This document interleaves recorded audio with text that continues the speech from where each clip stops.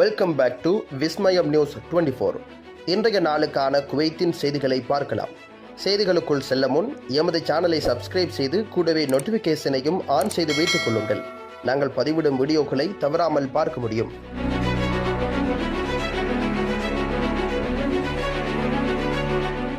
குவைத்தில் வெளியேறும் அனுமதி தாமதமாகி வருவதால் வெளிநாட்டு ஆசிரியர்கள் போராட்டம். பல்வேறு கல்வி மாவட்டங்களில் உள்ள ஏராளமான வெளிநாட்டு ஆசிரியர்கள் தங்கள் தரவை புதுப்பிப்பதற்கான நடைமுறைகளை முடிக்கவும், நிர்வாக விவகாரத்துறைகளிடமிருந்து வெளியேறும் கோரிக்கைகளுக்கான ஒப்புதலை பெறவும் நேரத்தை எதிர்த்து போராடி வருகின்றனர். கோடை விடுமுறையின் போது நாட்டை விட்டு வெளியேற தேவையான பயண அனுமதியை பெறுவதற்கான ஒரு படியாகும் இது. கல்வி மாவட்ட நிர்வாகங்கள் மேற்கொண்ட முயற்சிகள் இருந்த போதிலும் சில மாவட்டங்களில் விடுப்பு கோரிக்கைகளின் தரவு உள்ளீடு, மதிப்பாய்வு மற்றும் ஒப்புதல் ஆகியவற்றின் மெதுவான வேகம் ஆசிரியர்களுக்கு ஒரு தடையாகவே உள்ளது.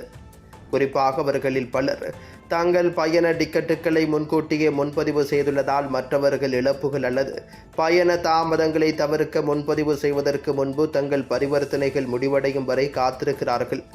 கல்வி மாவட்டங்களுக்கு இடையே பரிவர்த்தனைகளை முடிக்கும் வேகத்தில் குறிப்பிடத்தக்க வேறுபாடு இருப்பதாக பல ஆசிரியர்கள் செய்தித்தாளிடம் தெரிவித்திருக்கின்றனர். சில மாவட்டங்களில் நடைமுறைகள் சீராகவும் சாதனை நேரத்திலும் முடிக்கப்படுகின்றன. மற்றவற்றில் கூட்ட நெரிசல் அல்லது பணியாளர் பற்றாக்குறை காரணமாக அவர்கள் கடுமையான அழுத்தத்தை எதிர்கொள்கின்றனர். இதனால் விடுப்பு கோரிக்கைகளை அங்கீகரிப்பதில் தாமதம் ஏற்படுகின்றது அல்லது அவை உடனடியாக அமைப்பில் தோன்றாது எனவும் தெரிவிக்கப்படுகின்றது. தோஹா துறைமுகத்தில் தீ விபத்து, 4 பேர் காயம். தோஹா துறைமுகத்தில் வியாழக்கிழமை 2 மரப் படகுகள் மூலம் தீயை வெற்றிகரமாக கட்டுக்குள் கொண்டு வந்ததாக குவைத் தீயணைப்பு படை அறிவித்திருக்கின்றது. சுவேக் மரைன், சூர், சுலைபிகாட், மதீனா, தஹரீர் மற்றும் அஹ்மதி மையங்களைச் சேர்ந்த 6 தீயணைப்பு படையினர் சம்பவ இடத்திற்கு விரைந்து சென்று தீயை அணைக்கவும் மேலும் பரவாமல் தடுக்கவும் விரைவாக பணியாற்றியதாக KFSF ஒரு செய்திக்குறிப்பில் தெரிவித்திருக்கின்றது.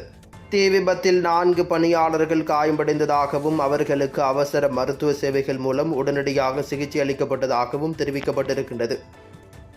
குவைத் குடியுரிமை மோசடி, 14 பேர் கொண்ட உண்மையான குடும்பம் காகிதத்தில் 83ஆக வளர்கிறது. குவைத்தில் உள்ள தேசிய புலனாய்வு பொதுத்துறை 2011ஆம் ஆண்டு முதல் நடைபெற்று வரும் அடையாள மோசடி வழக்கை அம்பலப்படுத்தியிருக்கின்றது. இதில் வளைகுடா நாட்டவர் ஒருவர் சட்டவிரோதமாக குவைத் குடியுரிமையை பற்றி கற்பனையான குடும்ப உறுப்பினர்களை சேர்க்க அதிகாரப்பூர்வ பதிவுகளை கையாண்டிருக்கின்றார். விசாரணை பதிவுகளின்படி அந்த நபர் ஆரம்பத்தில் தனது குடியுரிமை விண்ணப்பத்தில் குழந்தைகள் பிரிவில் பல உள்ளீடுகளை காலியாக விட்டுவிட்டார். பின்னர் அவர் 3 யெமன் நாட்டினர் பெயர்களை மோசடியாக சேர்க்க பயன்படுத்தியிருக்கின்றார்.